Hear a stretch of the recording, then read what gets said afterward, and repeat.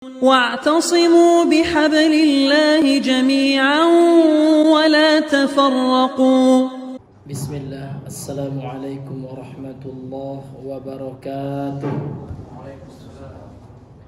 الحمد لله حمدا كثيرا طيبا مباركا فيه كما يحب ربنا ويرضى. أشهد أن لا إله إلا الله وحده لا شريك له وأشهد أن محمدا عبده ورسوله. اللهم صل وسلم وبارك على هذا النبي الكريم محمد وعلى آله وأصحابه وسلم تسليما كثيرا. قال الله تعالى في القرآن الكريم: يا أيها الذين آمنوا اتقوا الله حق تقاته ولا تموتن إلا وأنتم مسلمون. أما بعد. معاشر المسلمين ikhwani fiddin, jamaah salat maghrib rahimani wa rahimakumullah. Marilah kita kembali mengucapkan alhamdulillahi rabbil alamin. Segala pujian hanyalah bagi Allah Rabbil alamin, Rabb pencipta penguasa alam semesta ini. Alladzi la syarikalah, yang tidak ada sekutu bagi Allah Subhanahu wa taala dalam menciptakan langit dan bumi dan menciptakan segala yang berada di dalam langit dan bumi ini, termasuk kita manusia yang Allah telah menciptakan kita. Maka sudah sepantasnya, sudah selayaknya kita mensyukuri nikmat-nikmat Allah Subhanahu wa taala tersebut. Kemudian salat dan salam kita bersalawat kepada Nabi besar Muhammad sallallahu alaihi wasallam. Allahumma salli ala Muhammad wa ala ali Muhammad. Ma'asyiral muslimin, ikhwani fiddin rahimani wa rahimakumullah. Kita kembali melanjutkan pengajian kita, masih menjelaskan tentang al-qada wal qadar.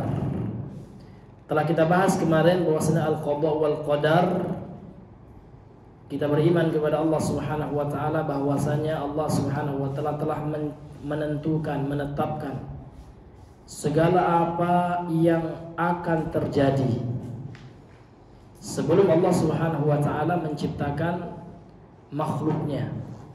Sebelum Allah menciptakan langit dan bumi, maka Allah Subhanahu wa taala telah menetapkan apa yang akan terjadi berdasarkan ilmu Allah. Sehingga telah kita jelaskan kemarin bahwasanya takdir atau ketetapan Allah itu ada tahapan-tahapannya, Pak. Ada maratibnya, ada tertibnya. Maka ada 4 ya. Yang pertama berangkat dari ilmu Allah. Jadi Allah telah mengetahui apa yang akan terjadi pada hamba-hambanya. Kemudian yang kedua, Allah tulis. Makanya disebutkan dalam hadis sahih, awwalu ma khalaqallahu al-qalam, dalam hadis sahih Muslim. Makhluk yang pertama kali Allah ciptakan adalah pena. Kemudian Allah berfirman kepada al-qalam atau pena tersebut, tulislah ya takdir ketetapan hamba-hambaku sampai hari kiamat, bahkan sampai setelah hari kiamat. Ma huwa kainun, kan gitu, apa yang akan terjadi.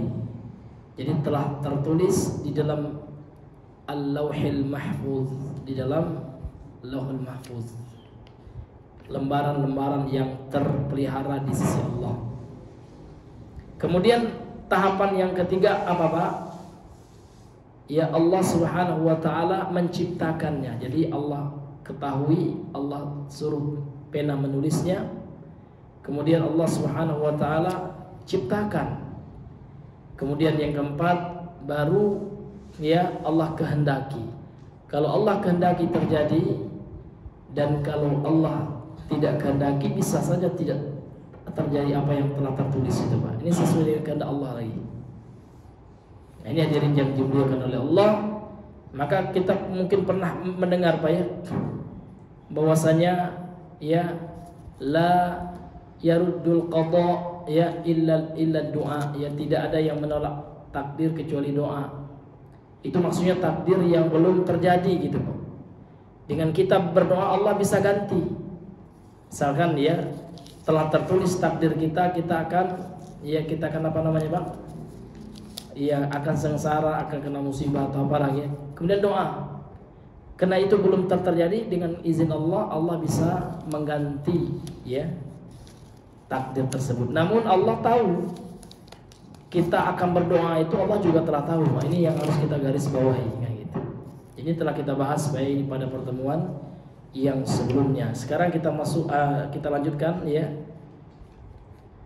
Jadi ada dua kelompok dalam Islam atau yang menisbatkan kepada Islam namun menyimpang dalam masalah takdir ini.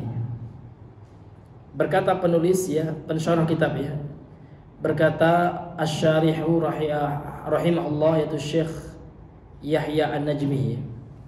Beliau berkata, wa na'taqidu bi annal qadariyata dhalluna, dan kita meyakini sesungguhnya kelompok sekte Al-Qadariyah itu mereka sesat. Jadi apa itu Al-Qadariyah, Pak? Secara umum Qadariyah itu menolak takdir itu. Jadi ada suatu golongan kelompok sekte dalam Islam yang tidak percaya Allah telah menetapkan takdir manusia. Mereka meyakini takdir itu bukan Allah yang menetapkan, namun manusialah ya yang menciptakan takdirnya. Berarti mereka telah mempersekutukan Allah dalam masalah takdir kan gitu. Artinya mereka menetapkan ada dua ya pencipta takdir, Allah dan manusia. Bahkan mereka lebih parah lagi, manusia lebih hebat daripada Allah. Allah tidak tahu tentang takdir, manusia yang tahu. Ini lebih parahnya. Kemudian beliau mengatakan wahum yang qasimuna ila qismaini, mereka orang-orang Al-Qadariyah ini Pak terbagi dua bahagian. Jadi ada dua golongan sekte Al-Qadariyah ini. Yang pertama nufatul qadar. Yang pertama nufatul qadar. Itu nama sektenya Pak ya. Alladzina yaqulun, yang mana mereka mengatakan la qadara. Tidak ada takdir itu. Au yaqulun, atau mereka mengatakan innallaha khalaqal khaira wa lam yakhluqish syarra. Allah telah menciptakan kebaikan namun Allah tidak mampu untuk menciptakan keburukan. Sehingga iblis itu menurut mereka itu bukan Allah yang menciptakan. Apa yang buruk-buruk lagi Pak? Babi ya. Itu bukan Allah yang menciptakan kata mereka. Karena Allah hanya menciptakan yang baik-baik, sementara yang buruk-buruk Allah tidak mampu menciptakannya. Wa qaddara at-ta'ata wa lam yuqaddiril ma'asi. Kemudian Allah telah menciptakan, ya menetapkan ya maaf, Allah telah menetapkan ketaatan dan Allah tidak ya mentakdirkan kemaksiatan. Jadi maksiat itu murni ya tidak ada kaitannya dengan Allah. Ini hadirin yang dimuliakan oleh Allah. Ini kelompok nufatul qadar ini. Wa haula'i, dan mereka ini madhabuhum, madhab mereka batilun ya, adalah madhab yang batil.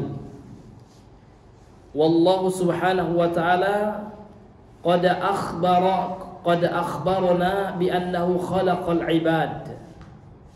Kenapa batil madhab ini, pemahaman pemikiran sekte nufatul qadar ini ya, kelompok yang meniadakan takdir ini, kenapa batil ya?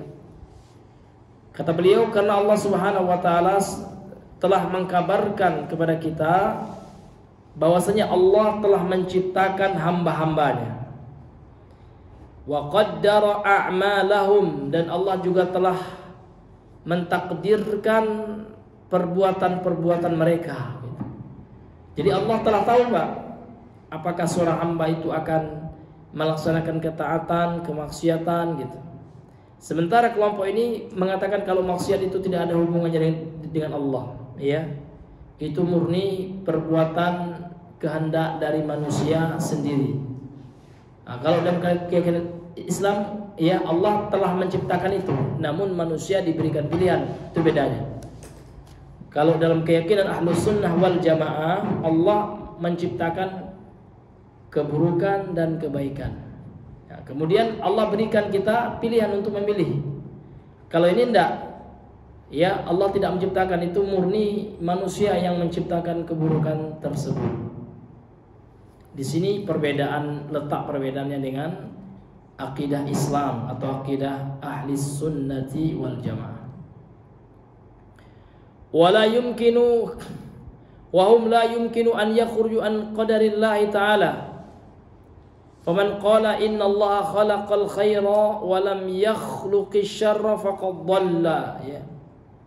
Wahum la yumkin, dan mereka tidak mungkin, ya, untuk mereka keluar dari ketentuan Allah Ta'ala.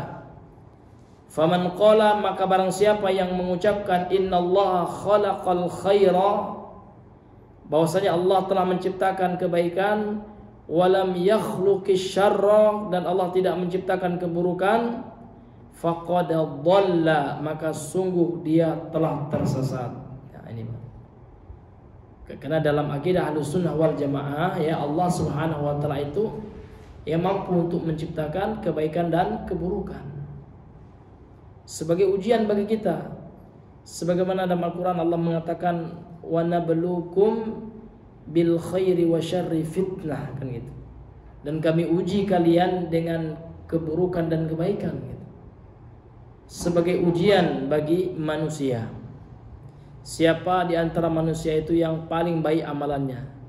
Ayyukum ahsanu amalan, ya. Siapa di antara manusia itu yang paling baik amalannya? Ma'asyiral muslimin yang dimuliakan oleh Allah Subhanahu wa taala. Wal iradatu iradatan, kehendak itu Pak ada dua. Jadi kehendak Allah itu ada dua, Pak. Ya kan? Kita meyakini Allah punya kehendak, betul. Ya, Allah murid, kan gitu. Memiliki iradah, memiliki kehendak. Jadi kehendak Allah itu ada dua. Yang pertama iradatun syar'iyyatun, kehendak Allah yang sesuai dengan syariat. Ya, kehendak Allah Subhanahu wa taala yang dianjurkan, dituntunkan melalui syariat. Contoh, Allah menghendaki kita sholat sesuai dengan syariat, ya kan? Allah menghendaki kita taat. Allah menghendaki kita menjauhi maksiat, kesyirikan, kebid'ahan, ya, kefahisyatan, gitu, ya. Karena Allah mengatakan dalam surah, ya, Al-An'am itu, dalam surah Al-An'am, ya, Allah Subhanahu wa taala mengatakan wala taqrabul fawahisha, ya, wala taqrabul fawahisha ma dhahara minha wa ma batan, kan gitu. Jangan kalian mendekati perbuatan keji, ma dhahara minha, apa yang tampak darinya. Jadi ada fahisyah, perbuatan keji yang tampak, Pak, yang kelihatan. Ada juga yang tersembunyi. Tersembunyi ini ada dua, tersembunyi, ya, dari Allah. Maksudnya orang ini sengaja tidak menampakkan dengan perbuatannya. Sebenarnya tidak ada yang tersembunyi dari Allah, Pak, ya. Namun ada orang menganggap dia ketika dia bermaksiat sendiri itu dia aman, kan gitu. Seolah-olah dia ingin, ya, Allah juga nggak tahu, kan, auzubillah. Ini tentu, ya, ini hal yang merupakan dosa besar. Ini hadirin yang dimuliakan oleh Allah. Sementara orang yang takut kepada Allah, innalladzina yakhshawna, ya, sesungguhnya orang-orang yang takut akan Rabb-nya bil ghaibi, kan gitu. Alladzina yakhshawna rabbahum bil ghaibi, orang yang takut dengan kebesaran Allah, kepada Allah Subhanahu wa taala yang dia tidak melihatnya, yang ghaib, gitu, ya. Maka baginya adalah maghfirah, ampunan dari Allah Subhanahu wa taala, dan ganjaran yang besar. Ini hadirin yang dimuliakan oleh Allah Subhanahu wa taala. Jadi kita kembali kepada pembahasan kita. Jadi ada kehendak Allah itu, Pak, namanya iradatun syar'iyyah, yaitu kehendak Allah yang sesuai dengan syariat, ya. Kemudian ada juga yang kedua iradatun qadariyatun kauniyah, ada kehendak Allah Subhanahu wa taala yang telah Allah tetapkan, Pak. Namun terkadang sesuai dengan syariat, terkadang tidak sesuai dengan syariat. Contoh, ya, ada orang yang melakukan kemaksiatan. Itu kan Allah sudah tahu, ya. Karena Allah sudah tahu, Allah suruh ya pena untuk mencatatnya. Kemudian setelah itu ya setelah Allah catatkan, Allah kehendaki. Namun ya dalam hal ini Pak, manusia diberikan pilihan oleh Allah Subhanahu wa taala. Ketika manusia memilih yang ini, baru Allah Subhanahu wa taala ya izinkan karena didahului oleh kehendak manusia.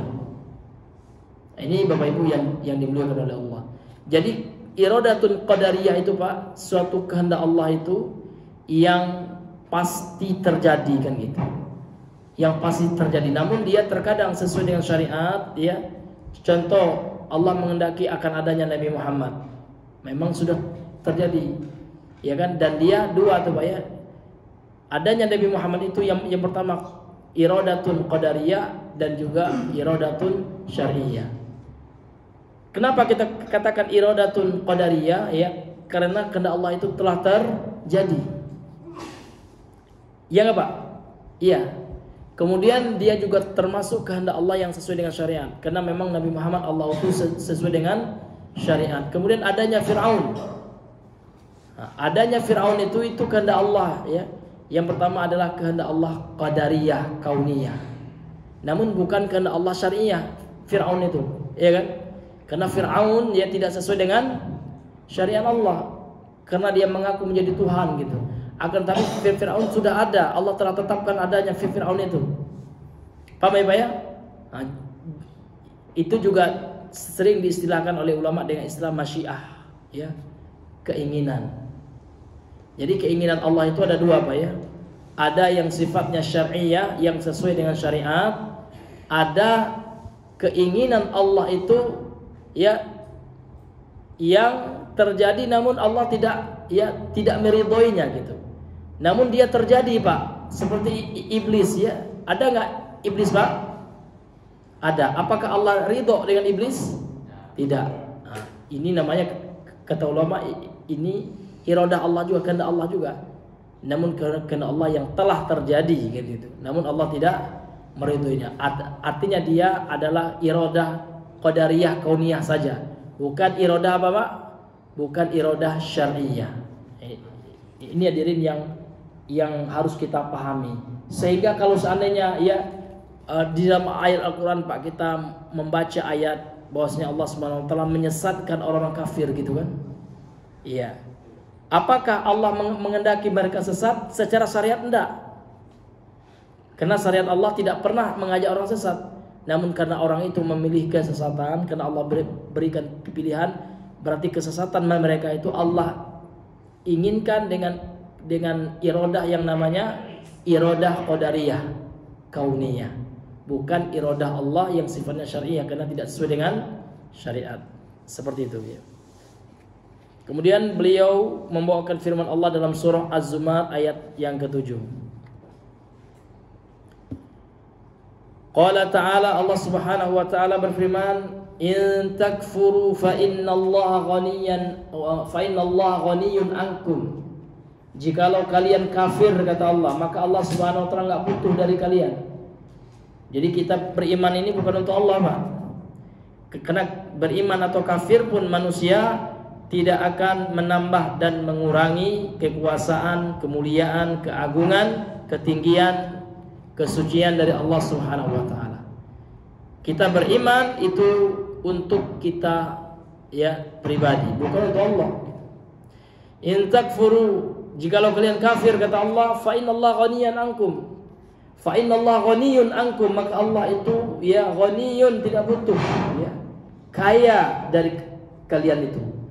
Wala yarda, dan Allah tidak ridha li ibadihil kufur, ya bagi hamba-hambanya kekufuran ya. Namun ternyata terjadi juga kufur itu, ya kan? Allah tidak ridho, artinya kekufuran itu bukanlah iradah syariah Allah, bukan kehendak Allah yang sesuai dengan syariat yang Allah cintai, yang Allah ridho, enggak. Namun dia ketetapan Allah karena memang ya sesuai dengan keadilan Allah. Lihat Pak, kalau ada orang sesat berarti itu bukan Allah tidak adil. Ingat ya, kan ada pula orang berarti tidak adil Allah, masa Allah menyesatkan ya? Itu salah Pak.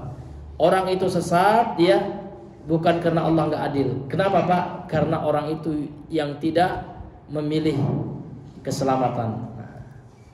Ini hadirin yang dimuliakan oleh Allah Subhanahu wa ta'ala. Karena Allah tidak pernah meridhai kesesatan, ya kan? Karena Allah tidak meridhai kesesatan, maka Allah utuslah para rasul dengan kitab suci, dengan firman Allah untuk menuntun umat manusia menempuh jalan yang lurus.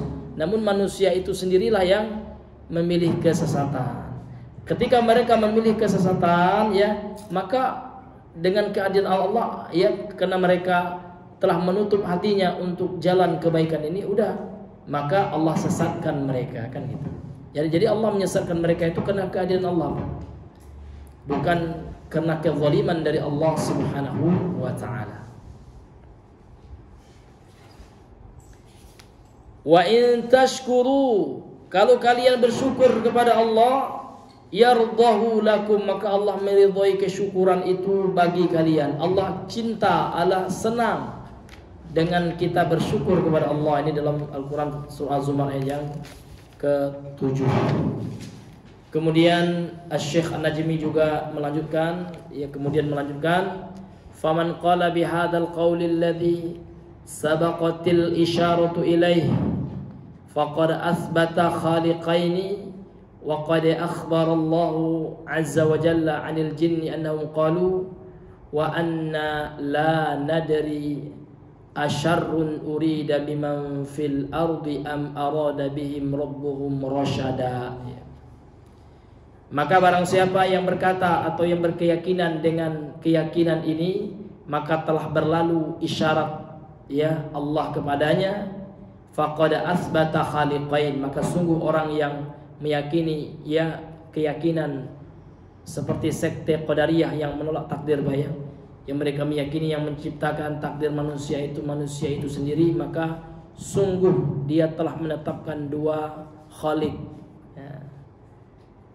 Dia yakin kepada Allah sebagai khaliq yang pertama, kemudian dia yakin kepada dirinya sebagai khaliq yang kedua, yang dia yakini yang menciptakan takdirnya.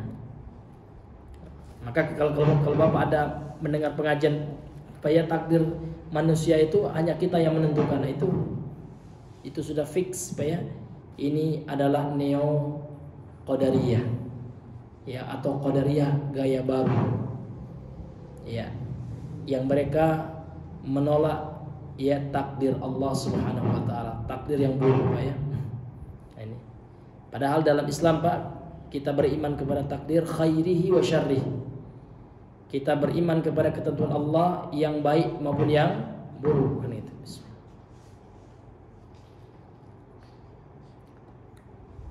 Dan Allah Subhanahu wa ta'ala telah mengkabarkan tentang jin sebagaimana dalam surah Al-Jin ayat 10. Annahum qalu, sesungguhnya jin itu berkata. Jadi Allah membawakan perkataan jin gitu, ya, dalam surah Al-Jin ayat 10. Para jin itu berkata, wa anna la nadri, dan kami tidak mengetahui, asyarrun urida biman fil ardi, apakah keburukan yang dikehendaki, yang diinginkan bagi penduduk atau siapa saja yang di bumi, am arada rabbihim, am arada bihim rabbuhum rasyada, ataukah Rabb mereka menginginkan petunjuk bagi mereka. Jadi, ya, yang menginginkan keburukan dan keburukan itu, Pak, kebaikan dan keburukan itu, ya, tidak lepas dengan iradah Allah. Namun kalau kebaikan dua tuh, Pak, ya, keinginan Allah di situ. Yang pertama iradah syariah, karena kebaikan itu sesuai dengan syariat Allah. Kemudian yang kedua iradah qadariyah kauniyah, karena dia telah Allah tetapkan. Tapi kalau itu hanya keburukan, berarti hanya satu, Pak. Itu hanya iradah yang qadariyah saja dan kauniyah, bukan iradah syariah, karena dia tidak Allah cintai. Ini, Pak. Kemudian kata beliau, fal amalu yunsabu ilal ibadi kasban wa ikhtiyaran. Maka amal seseorang itu, Pak, kalau ada orang yang melakukan keburukan, Pak, amalnya itu disandarkan kepada hamba itu sebagai kasban, sebagai ya usaha dari hamba itu, wakhtiyaran, dan pilihan yang Allah berikan kepada hamba. Ma'annahum, ya, sedangkan mereka para hamba itu la yakhrujuna an qadarillah fihim, mereka tidak keluar dari ketentuan Allah ya atas mereka. Ya, jadi kita ini Pak tidak bisa keluar dari takdir Allah Pak. Namun kita hanya bisa memilih, kan gitu. Sehingga di dalam hadis Pak terjadi perdebatan antara sahabat Umar ibn Khattab ya dengan Ubadah. Ya, ketika mereka memasuki kota Syam. Terjadi ketika itu ta'un, ya, wabah, penyakit menular gitu ya. Penyakit yang bahaya gitu ya. Maka waktu itu ya Umar bin Khattab ya mengatakan bagi yang sudah berada di tempat itu jangan keluar. Namun yang belum masuk ke tempat ya wabah itu jangan masuk. Namun pasukan itu ada pasukan kaum muslimin, waktu itu ada Ubadah di situ. Ubadah lupa siapa apa atau ya Abu Ubaidah, itu saya lupa apa ya, antara dua itulah ya. Jadi Abu Ubaidah waktu itu mengatakan, apakah gitu ya, hal nanfiru an qadarillah ya Amirul Mukminin, kalau nggak salah seperti itu Pak ya. Apakah kita akan lari dari takdir Allah wahai pemimpin kaum mukminin, wahai presiden gitu kan kalau bahasa kita, wahai Umar bin Khattab ya kan, kenapa kita ya tidak boleh masuk ke kota? Apakah kita akan lari dari takdir Allah ya? Maka dijawab oleh Umar bin Khattab, kita tidak lari, enggak, namun kita nanfiru an qadarillahi ya ila qadarillah ya, kita hanya memilih saja, kita lari dari satu takdir Allah menuju takdir Allah yang lain. Nah, seperti itu. Contoh, ada orang yang mau bunuh diri Pak ya, iya, jangan lakukan bunuh diri itu. Kalau kita melakukan melompat ya Pak ya, ketika melihat ke kereta api yang lagi lewat, lompat, kita kan sudah takdir Allah, namun Allah kan ada takdir Allah yang lain gitu ya.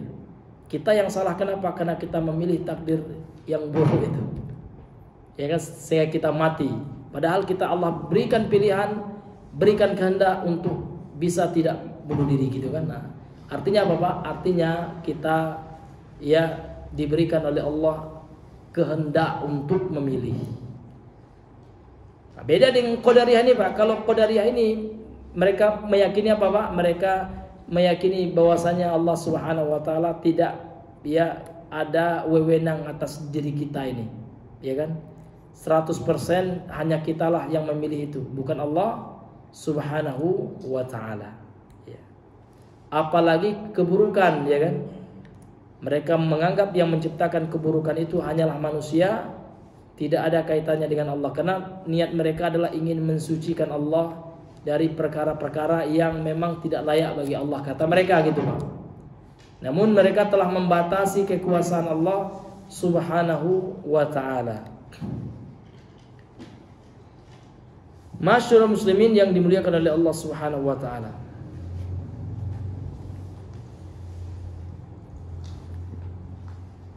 jadi kita kembali kepada pembahasan kita. Maka amal perbuatan itu disandarkan kepada hamba sebagai ya usaha hamba itu, dan sebagai pilihan dari hamba itu yang Allah berikan pilihan kepadanya. Sementara kita sebagai hamba Allah tidak bisa keluar dari ketetapan Allah, karena ketetapan Allah itu kan sudah tertulis Pak, ya kan? Bagaimana kita akan keluar kan gitu.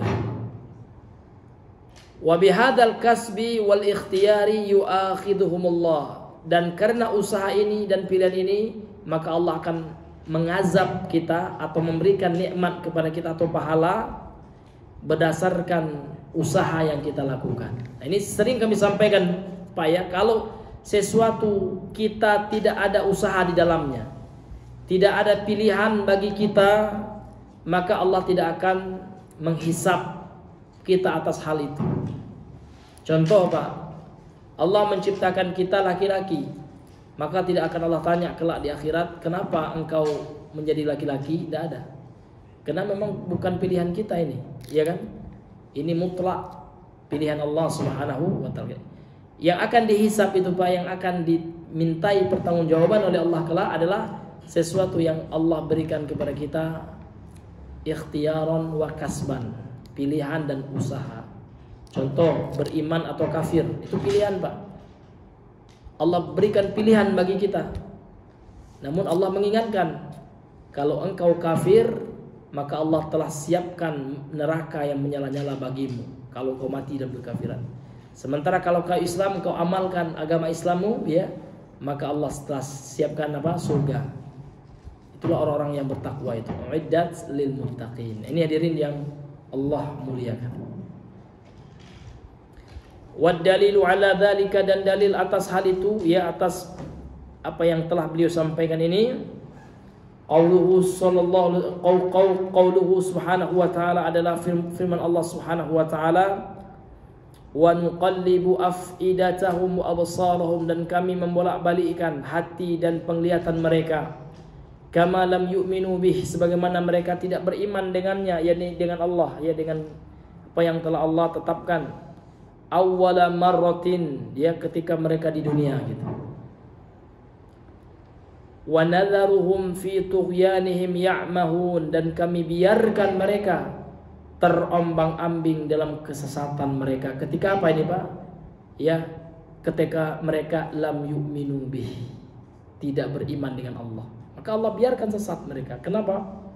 Karena mereka memilih kesesatan. Ini surah Al-An'am ayat 110. Kemudian dalil yang berikutnya adalah surah As-Saff ayat yang kelima. Wa qauluhu, dan firman Allah Subhanahu wa taala, falamma zahu, dan tatkala mereka berpaling dari jalan Allah, tatkala hati mereka condong kepada kesyirikan, yaitu kan kemaksiatan, azaghallahu qulubahum, lantas Allah palingkan hati-hati mereka. Artinya, ya, Allah membalas saja ketika mereka, ya, tidak beriman kepada Allah, ketika hati mereka tidak mau, ya, dicondongkan kepada agama Allah, ya Allah palingkan sekalian gitu. Sebagaimana musuh-musuh Allah tatkala mereka berbuat makar kepada Allah, wa makaru wa makarallah wallahu khairul makirin, kan gitu. Mereka orang-orang kafir itu berbuat tipu daya kepada Allah, Pak, ya. Mereka ingin apa? Menista Allah, ingin memperolok-olok ayat-ayat Allah gitu, ya. Maka Allah akan balas tipu daya mereka kelak di akhirat. Kalau tidak di dunia Pak, pasti di akhirat itu. Wallahu khairul makirin, dan Allah adalah sebaik-baik pembalas tipu daya, sebaik-baik pembalas makar. Ini hadirin yang dimuliakan oleh Allah. Artinya, ya, yang pertama kali yang memilih kesesatan itu adalah hamba, baru Allah sesatkan. Artinya Allah tidak menyesatkan begitu saja Pak. Allah Maha Adil. Masa orang yang sudah berusaha, ya kan, bersungguh-sungguh taat, sholat, mengerjakan perintah Allah, mengerjakan larangan Allah, ya, masa Allah sesatkan? Tidak akan mungkin. Nah, mungkin Bapak bertanya, bagaimana Ustadz dengan hadis Nabi SAW, ya kan? Ya, inna rajulan la ya'malu bi'amali ahlil jannati hatta yakuna bainahu wa bainaha illa dhira'un fayasbiqu alaihil kitabu fayamalu bi'amali ahlin nari fayadkhuluha. Bagaimana dengan hadis Nabi bahwasanya Rasul mengatakan ada seseorang, ya, yang sungguh telah beramal dengan amalan penduduk surga sehingga jarak dia dengan surga itu sejengkal saja Pak. Namun ternyata dia telah didahului oleh ketetapan Allah. Sudah ada ketetapan Allah untuknya gitu, ya. Sehingga dia telah ditetapkan menjadi penghuni neraka, sehingga di akhir hayatnya dia sebelum mati mengamalkan amalan penduduk neraka sehingga masuk ke dalam neraka. Jadi bagaimana dengan hadis ini? Laki-laki ini sudah beramal banyak ini. Maka hadis itu saling menjelaskan.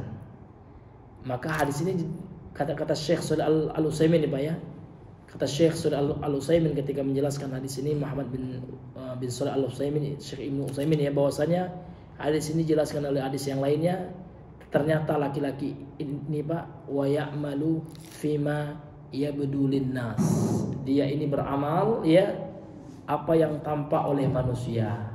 Ternyata dia ini riya, ya kan? Ternyata orang ini Pak, kenapa dia kelihatannya amalnya banyak, ya kan? Kelihatannya banyak melakukan amalan penduduk surga, ternyata ya dia itu beramal fima yabdulin nas, yang tampak bagi manusia saja. Ketika tidak tampak oleh manusia, dia bukanlah orang yang beriman, ya. Dia adalah orang-orang yang bermaksiat kepada Allah Subhanahu wa ta'ala. Ini sesuai juga dengan hadis lain Pak. Hadis dari Thauban dikeluarkan oleh Imam At-Tabrani. Kata Nabi SAW, la'alamanna aqwaman min ummati. Aku sungguh mengetahui satu kaum dari umatku, ya'tuna yawmal qiyamati bihasanatin ka'amthalil jibalit tihamah bayda'a. Mereka datang ke pada hari kiamat ya dengan membawa kebaikan amal yang banyak, bahkan amalnya itu Pak seperti gunung Tihamah putih, itu satu gunung yang besar Pak. Antara Mekah ke Taif itu ada gunung di zaman Nabi namanya Tihamah Bayda. Thumma ja'alahallahu, lantas kemudian Allah jadikan amalan yang banyak itu haba'an mansura, seperti ya debu yang diterbangkan oleh angin. Ternyata amal yang banyak tadi hilang Pak, sirnat, sia-sia. Ya. Lantas kemudian sahabat ketakutan ketika mendengar hadis itu. Subhanallah, ini bahaya sekali. Siapa mereka? Man ya Rasulullah? Sahabat bertanya, man ya Rasulullah? Siapa mereka ini? Sifhum lana. Ya. Tolong jelaskan sifat mereka. Lantas kemudian Nabi mengatakan, amma innahum ya ya'khuduna minal laili kama ta'khudun. Mereka adalah ya umat Islam juga, bahkan mereka juga mengambil bagian di malam hari, sholat malam juga sebagaimana kalian sholat, ya kan? Wa min ikhwanikum, dalam itu, dan mereka juga dari saudara kalian juga, umat Islam juga. Walakinnahum, akan tetapi mereka ini ya idza khallu bimaharimillahi intahakuha, apabila mereka ya bersendiri, ya kan, ketika tidak ada orang yang melihat, mereka jatuh ke dalam apa yang Allah haramkan. Mereka melaksanakan apa yang Allah haramkan. Artinya apa? Mereka tidak ikhlas, ya. Karena orang yang ikhlas itu Pak, dia meninggalkan maksiat ya sirran wa alaniyah, baik ketika sendiri-sendiri maupun ketika bersama dengan orang lain. Sehingga para ulama mengatakan di antara yang membatalkan pahala seseorang itu ternyata tidak hanya ini Pak ya, tidak hanya syirik, enggak. Pembatal amal itu banyak. Bahkan ada seorang ulama murid Syekh Albani namanya Syekh Aid Al-Hilali. Ya, beliau adalah ulama ya termasuk murid senior Syekh Al-Albani. Satu letting dengan Syekh Ali Hasan Al-Halabi rahimahullah ya.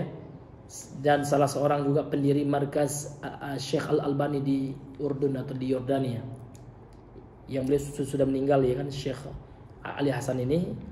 Dan Syekh Aid Al-Hilali ini juga satu letting dengan beliau. Jadi beliau ini menulis buku Pak, judulnya Mubtilatul A'mal, pembatal-pembatal amal. Di antaranya itu maksiat ketika orang tidak melihat, apalagi HP ini Pak. HP ini luar biasa, ya kan. Pas ada teman pengajian betul, kita tengok ya, masya Allah ya. Bahkan sengaja nih ya, Ustaz Yazid dengar ini ya. Nggak kata orang dandut ya, gini-gini ya. Nampak semua teman nengok, astagfirullahaladzim gitu juga. Artinya dia lebih takut dengan diketahui oleh ikhwan atau kawannya daripada Allah. Ini Pak, letak dihilangkannya pahala amalnya, karena dia telah mempersekutukan Allah dalam hal ini. Dia lebih takut orang lain tahu maksiatnya, sementara tidak takut dengan Allah yang maha kuasa, yang maha memberikan azab yang pedih. Manusia nggak bisa ngazab gitu, cuma bisa ngejek gitu, nyebar aib bisa. Namun yang bisa menyiksa orang itu Allah. Kenapa dia lebih takut kepada pandangan manusia daripada pandangan Allah di situ kata ulama menyebabkan pahalanya dihanguskan oleh Allah kecuali orang-orang yang bertobat kepada Allah, ya Pak ya. Sehingga Pak, kalau seandainya kita maksiat sendiri-sendiri itu parah ya, menghanguskan amal kita, sia-sia amal kita. Sementara kalau kita taat sendiri-sendiri itu pahalanya lumayan Pak, besar ya. Orang yang ketika orang tidak ada yang melihatnya, ya kan, hanya Allah dan dia yang tahu, dia bermunajat kepada Allah, menangis kepada Allah, tentu itu lebih besar pahalanya, ya kan Pak ya. Ini hadirin yang dimuliakan oleh Allah. Iya. Dan ini adalah buah dari tauhid. Orang yang mampu takut kepada Allah itu Pak, berarti dia telah mengamalkan tauhid. Iya. Maka tauhid itu Pak butuh diamalkan ya. Tidak hanya sekedar kita mempelajari teorinya. Ya kita harus takut kepada Allah, ya kan? Bagaimana takut kepada Allah? Diuji oleh Allah ketika kita sendiri. Masih takut gak kita? Iya kan? Nah, atau kita diuji dengan lingkungan yang maksiat, ya Pak ya. Tiba-tiba ya kita, ya Allah takdirkan ke Bali gitu kan. Nah, diuji oleh Allah Subhanahu wa taala dengan maksiat-maksiat itu. Disitulah Allah ingin melihat betulkah iman kita. Benarkah kita beriman kepada Allah, takut akan Allah Subhanahu wa ta'ala. Sehingganya orang yang beramal di masa-masa yang penuh fitnah itu Pak, itu ya pahalanya seperti orang yang hijrah kepada Rasulullah. Disebutkan dalam Sahih Al-Bukhari, al-ibadatu fil haraj, ya, beribadah pada masa-masa yang penuh dengan fitnah, ka hijrati ilayya. Jadi pahalanya itu, ini ada hadis Sahih Bukhari ya, pahalanya seperti orang yang berhijrah kepada Nabi. Artinya di masa-masa orang yang banyak lalai, orang banyak tidak sholat, dia sholat ya. Orang banyak bermaksiat, berzina, pacaran, naudzubillah ya. Namun dia istiqomah meninggalkan itu karena Allah Subhanahu wa taala. Ini yang betul-betul Pak. Dan kita telah masuk di zaman itu Pak. Ya kan? Dalam hadis Sahih At-Tirmidzi, Rasulullah mengatakan, sayati zamanun 'alan nas, ya. Akan datang suatu zaman pada manusia, al-qabidhu bidinihi kal qabidhi 'alal jamr. Orang yang memegang agamanya sama dengan orang yang memegang bara api panas, ya kan? Kalau dilepaskan, lepas pula agama, kan gitu. Tapi kalau kita ya sabar, kita pegang agama itu, panas kita dengan ujian-ujian yang ada. Panas telinga kita ketika dicemooh.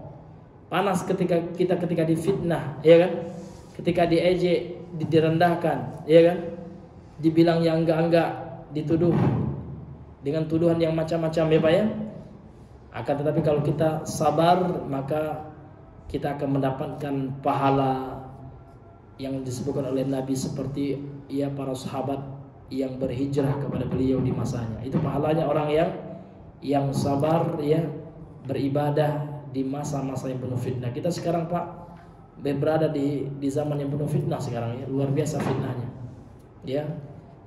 Fitnah wanita, fitnah harta, ya kan? Ya amat banyak sekali fitnah. Namun insya Allah kalau kita tetap berdoa kepada Allah ya, supaya Allah menguatkan hati kita, menetapkan, mengokohkan hati kita di agama Allah ini dalam ketaatan kepada Allah. Kemudian kita berusaha mengambil sebab-sebab untuk istiqomah itu Pak.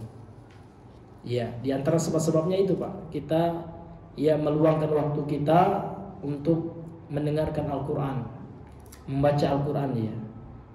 Kemudian ya mendengarkan pengajian-pengajian ya. Kita luangkan waktu kita. Kalau nggak sempat kita langsung Pak, sekarang kita gunakan media yang ada. Namun terkadang media banyak melalaikan Pak ya. Niat sudah baik ya Pak ya, awal niat ingin dengar pengajian ya, nah, tiba-tiba ya datang pula iklan ya kan. Nah, ya buyar semuanya Pak ya. Atau kita ada pula yang di bawahnya, ini apa nih ya, kita iseng ya, pengen tahu kepo kita, ini bagus, ini kayaknya film India nih kan. Nah, ini belum ada nih satu tonton ya gitu, atau tonton pula India apa ya, yang tadinya nak dengar pengajian. Ini fitnah yang seperti itu yang terjadi di tengah-tengah umat manusia hari ini. Mudah-mudahan Allah jaga kita dari fitnah itu ya. Maka oleh sebab itu kita banyak beristighfar ya, banyak bertaubat kepada Allah Subhanahu wa taala.